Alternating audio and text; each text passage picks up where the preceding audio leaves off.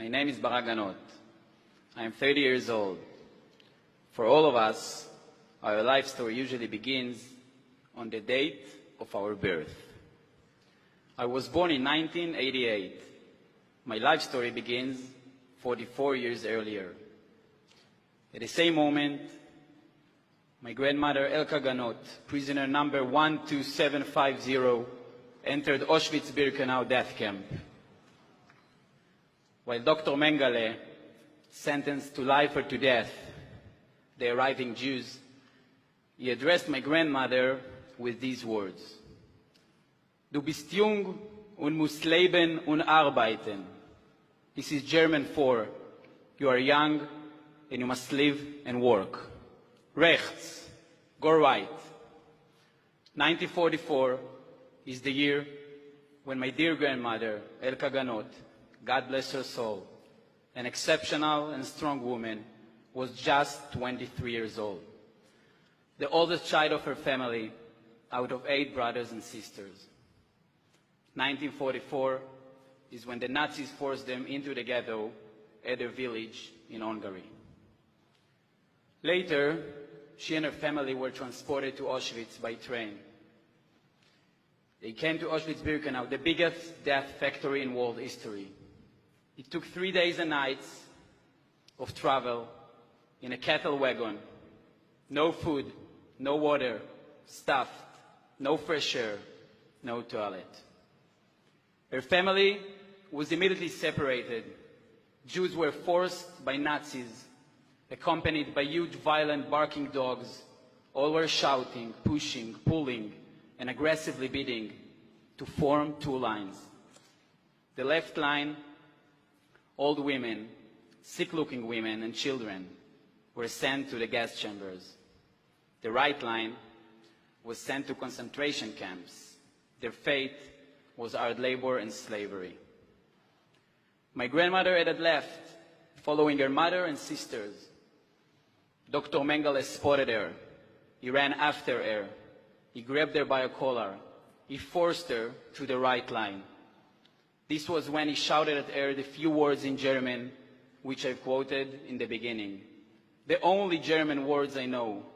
The words that were my grandmother's nightmare since that moment and until her last day, and the words which my story begins with. Her family was executed in the gas chambers within less than 45 minutes from arrival, and according to the outstanding, stable, tough, precise efficiency measures and German statistics, they were all dead. Her father Yitzhak died. Her mother Rachel died. Her sisters Elisheva, Michaela, and Hannah died as well. All of that day, within less than 1 hour.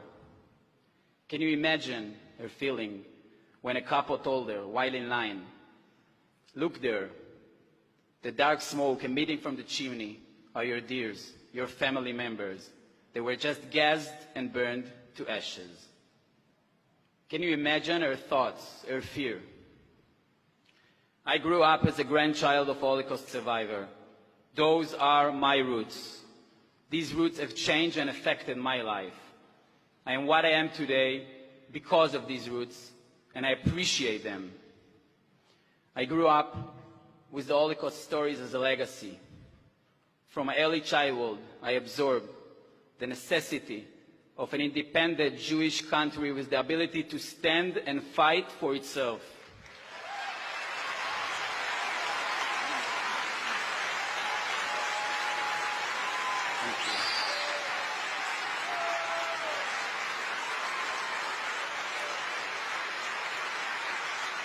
A country which its Jewish citizens would never again be slaughtered as cattle.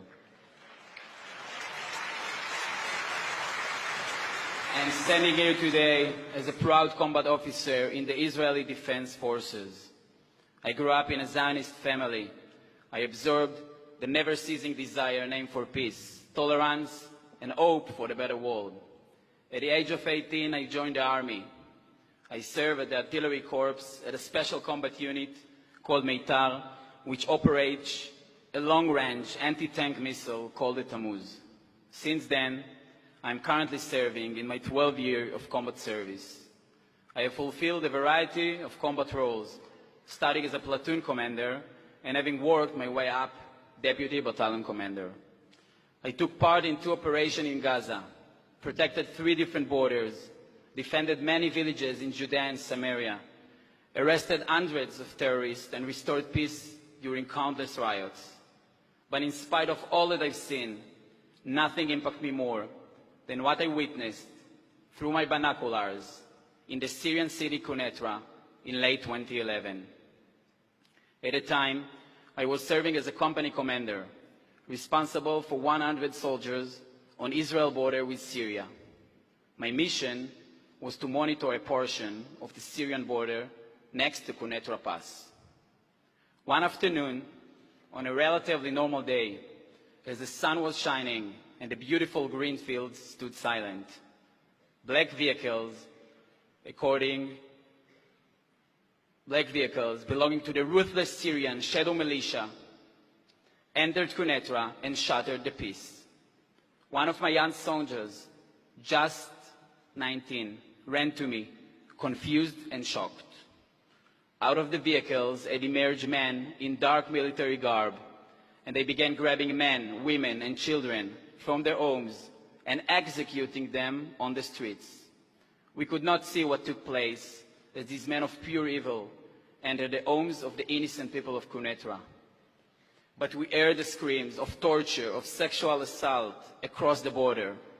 No person, no matter how battle-hardened, could ever forget the sights and sounds we witnessed that day. And these so-called visits by so-called Syrian soldiers continued once or twice a week for years. This experience cannot be described, and it caused me to recall my grandmother's stories, which I've partly shared with you. By 2013, the entire Syrian medical and civil infrastructure in the area had collapsed. And despite Israel officially being at war with Syria, we knew we had to act. On February 7th of that year, the IDF and the State of Israel opened our border gates to injured Syrian civilians for the first time.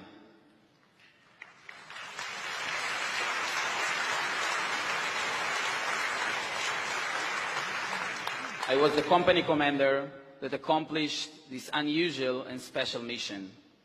We provided medical aid to citizens from an enemy country. At the beginning, we were tense. We did not know what to expect. As a company commander, I wondered, are they really injured or just pretending to be and wish to execute a terror attack?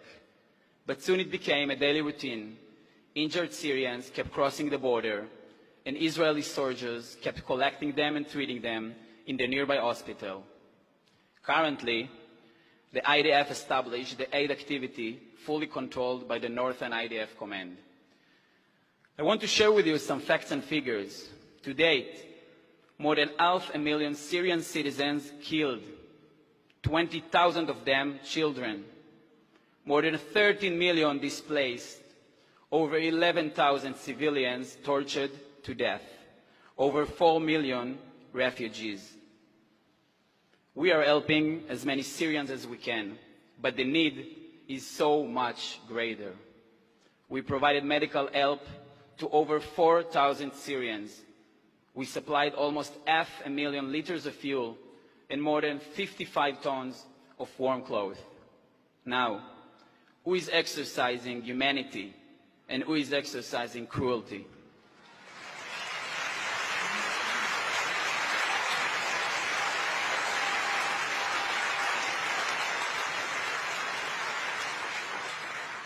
Israel is in a rough, unstable, and complicated neighborhood.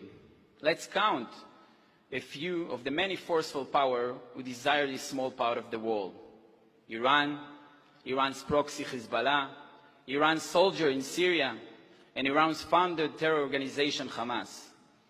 Iran is seeking to build permanent military bases in Syria, creating front headquarters for attacking the State of Israel, attempting to build an empire in the Middle East.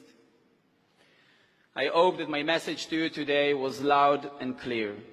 we will keep our spirit to protect Israel from its enemies. We will learn the enemy and prepare for future challenges. We are ready. I am ready. I will return to the same border, this time as a battalion commander, to keep the border secured and to provide help to injured Syrians.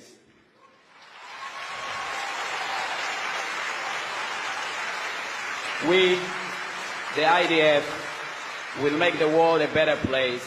We will keep a strong army to protect the state of Israel. We will carry the beacon of light to and for a better world. I will never forget my promise, committed at the age of 22, at the same cursed land called Auschwitz. There, in area A14, I found my grandmother's barrack. When I got back to Israel, I gave her the most precious gift she could ever dreamed of. I gave her a picture as a combat officer in the IDF, near the same barrack she was prisoned here. So I'm standing here and promising you and my dearest grandmother, never again.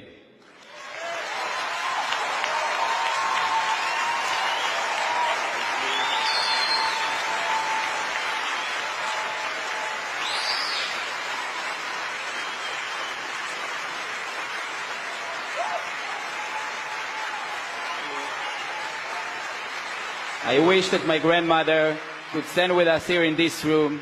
She would see how much you care about Israel and your warm welcome. And I'm saying, as she would say, Toda Rabba, thank you very much.